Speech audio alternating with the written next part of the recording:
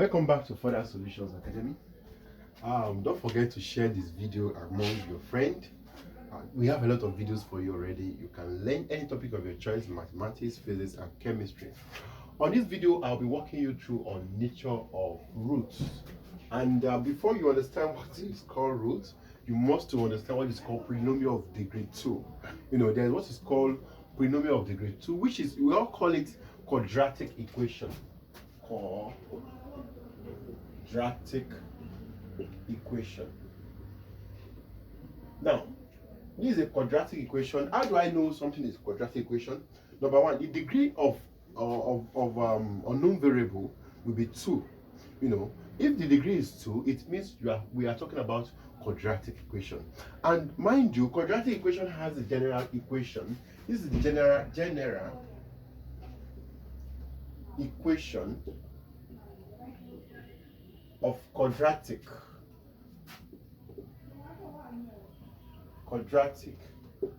is ax squared plus bx plus c equals to 0. That is what is called general equation of what? Of a quadratic. Now, ax squared plus bx plus c equals to. Now, mind you, if you are given any equation, for instance, 2x squared plus 4x minus 7 equals to 0. Mind you, it means indirectly my a equals to 2, my b equals to 4, and my c equals to minus 7. That's what is called quadratic equation.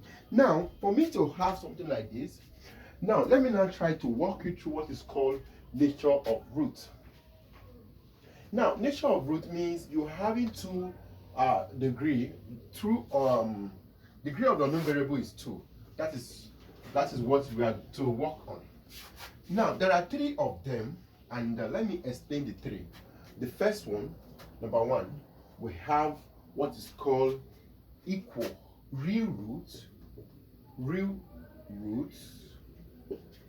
Now, real roots, it means you have a root or distinct root. You can also call it 2 distinct roots.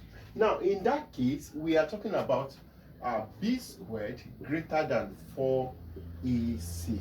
Or some people will write it this way: b squared minus 4ac greater than 0. Now, anyhow you want to present it depends on what you want to do. Now, you can write this way.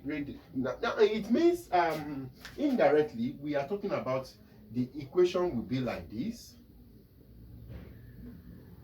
Now, or it will be like this. Now, look at this. This is called minimum, and this is called maximum. Now, take note of those things. They are very, very important. Now, this is what is called. Now, don't forget that. How do I know that this one will be what? Minimum.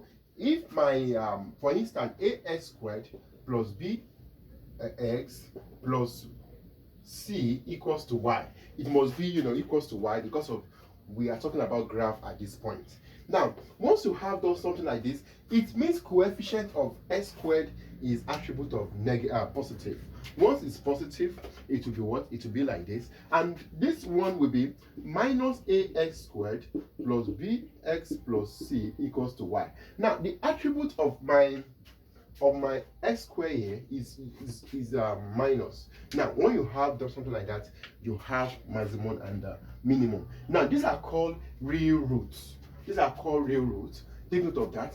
Now, how do I know that something is a real root? For instance, if I have 5x plus 4x minus 3 equals to 0. Now, this is going to be squared, and this is a quadratic problem. B squared equals to 4ac. Now, what is my b? My b is what? 16. I have 4 squared. Let me put minus here for your information. Once there is minus here, there will be equals to 4 bracket of 5 bracket of minus 3. Now, this one will be 20, and 20 times that will be minus 60. Now, minus 60, and this is 16. It means minus 60. 16 is greater than what? Minus 60.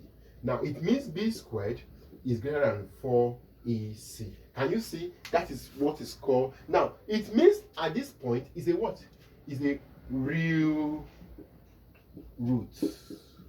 Now that is what it means. You are having something like this. It depends on the attribute of your x squared. Now that is number one. Number two, permit me to rub this thing.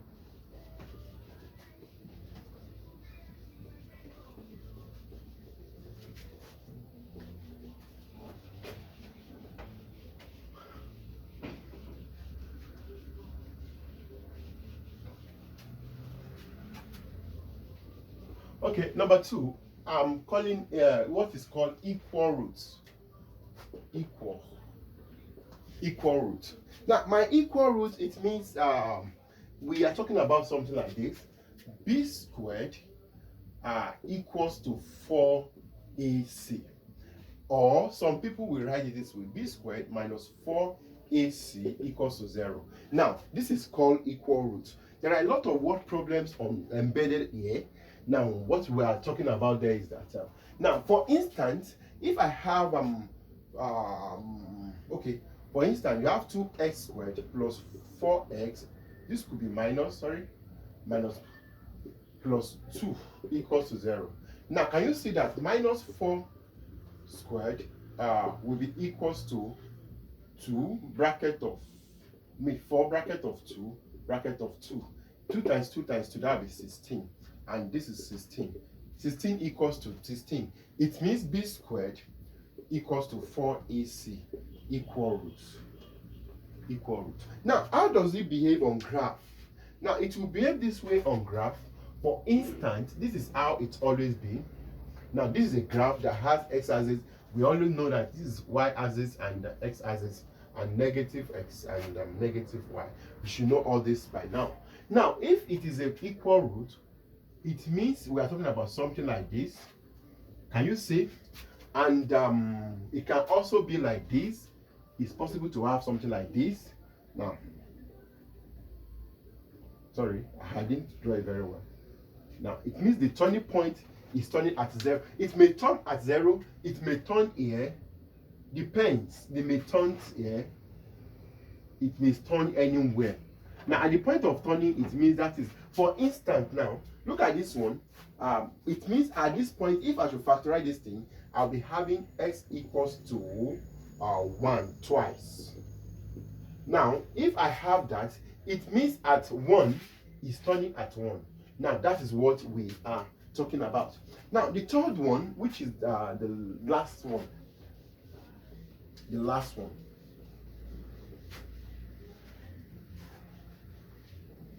Some people write no roots, but I would prefer a word called complex roots. Complex roots. Now, complex root, it means no root form. That is the meaning. And it's very common in complex analysis. That's what we do on complex analysis. You know what is called complex analysis? We are talking about, okay. Now, complex root is always equals to b squared less than 4ac. That's complex. Some people will write it this way: b squared minus 4ac less than 0. This is a good example of what? Complex root. Now, what we talk about now. Okay, now, sorry.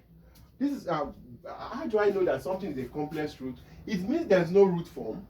That is what we are talking about.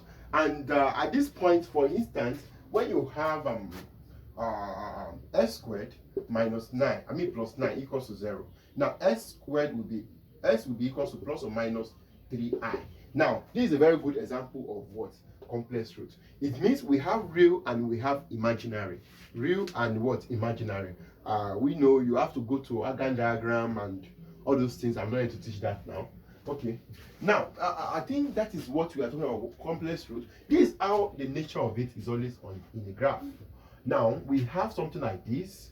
Can you see? Or something like this. Or something like this. It means the graph. This is a good example of what complex root.